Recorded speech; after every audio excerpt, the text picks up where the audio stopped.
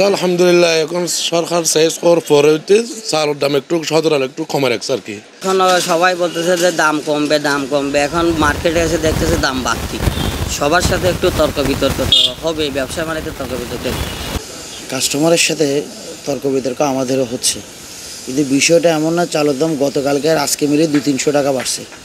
ওটা ধারাবাহিক গত 1 থেকে 1.5 মাস পর্যন্ত চালের দাম 10, 20, 50 করে বস্তায় বাড়তে বাড়তে আজকে 2 থেকে 300 টাকা। না, এখন পর্যন্ত তারা আগে রেডি রাখতেছে, এখনও দাম তারা বাড়ায়নি। তো বাড়বে কিনা জানি না, এখনও তারা বলে নাই, আগে রেটে আমরা মাল নিচ্ছি।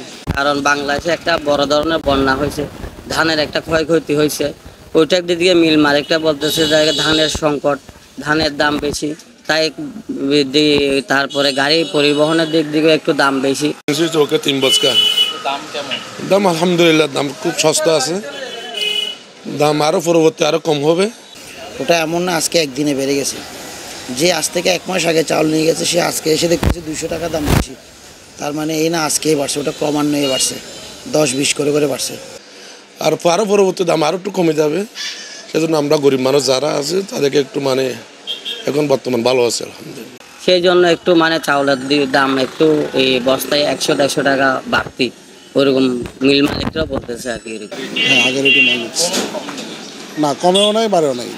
আর কিছু কিছু আইটেমের বাজারে পর্যাপ্ত শর্ট, যার কারণে দামটা বেশি। আর আমাদের এখানে মূলত মাল আসে চিটং থেকে, বাংলাদেশের বিভিন্ন মোকাম থেকে। মোকামে দাম বেশি, আমরা বেশি দামে কিনতেছি, বেশি দামে বিক্রি করতেছি। এইখানে কোনো উৎপাদন নেই, এখানে কোনো বড় পাইকার নেই, এই পুরোটাই হচ্ছে খুচরা বাজার।